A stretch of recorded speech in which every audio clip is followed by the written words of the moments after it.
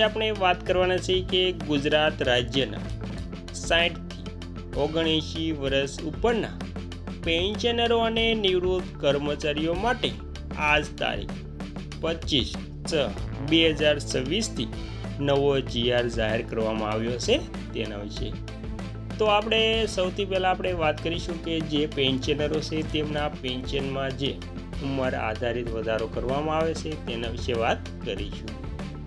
તો 60 વર્ષ ઉપરના પેન્શનરોને કેટલું પેન્શન મળશે, 80 વર્ષ ઉપરના પેન્શનરોને કેટલું પેન્શન મળશે અને 90 વર્ષ ઉપરના પેન્શનરોને કેટલું પેન્શન મળશે, ત્યારબાદ 100 વર્ષ ઉપરના તમામ વૃદ્ધ પેન્શનરોને કેટલું પેન્શન મળવા પાત્ર થશે તેની પણ આપણે વાત કરવાના છીએ।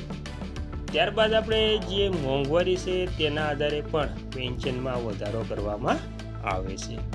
તો શું છે તમામ વાત તેની વિગતવાર જાણીએ તો તેમાં વિગતવાર વાત કરીએ તો મહેસાણા જિલ્લામાં સરકારી નોકરી પછી પેન્શન પર પરિવારનો ગુજારો કરતા નિવૃત્ત કર્મચારીઓએ 80 વર્ષની વયે જે પેન્શન પગારમાં 20%નો વધારો કરાય છે તેના બદલે 65 વર્ષથી દર 5 વર્ષના તબક્કાવાર પેન્શનમાં વધારો કરવા સહિતના 14 માંગણીઓ પેન્શનરોએ નિવાસી અધિકાર કલેક્ટર સમક્ષ રજૂ કરી છે। રાજ્ય પેન્શન ફેડરેશન મહેસાણા જિલ્લાના પ્રમુખ પ્રહલાદભાઈ પટેલ, મહામંત્રી અમૃતભાઈ પટેલ સહિત હોદ્દેદારોએ સોમવારે જિલ્લાના 5000 જેટલા પેન્શનરોની માંગણીને લઈને તંત્ર સમક્ષ રજૂઆત કરાઈ હતી। તેમણે કહ્યું હતું કે 58 વર્ષે નિવૃત્ત થયા પછી સરકારી પેન્શન મળે તેમાં 80 વર્ષની વયે 20%નો વધારો થાય છે। ત્યારબાદ વાત કરીએ તો 80 વર્ષ સુધી ઘણાનું જીવન રહેતું નથી, આવામાં અસહ્ય ફુગાવો પણ વધી રહ્યો છે।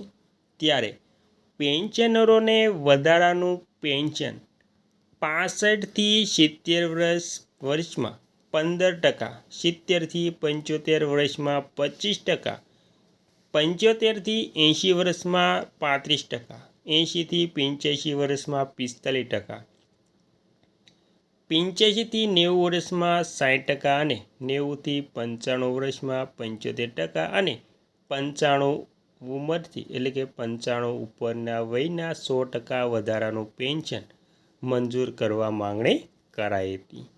આ ઉપરાંત ખાસ કરીને કેન્દ્રના ધોરણે જુલાઈ 2022 સુધીનું 4% અને જાન્યુઆરી 2023 સુધીનું 4% મળીને કુલ 8% મોંઘવારી ભથ્થું ચૂકવવા ન હોય ત્યારે પેન્શનર નોકરીની છેલ્લા મહિનાના પગારના 50% લેખે અપાય છે તેમાં વધારો કરીને 75% પ્રમાણે આપો।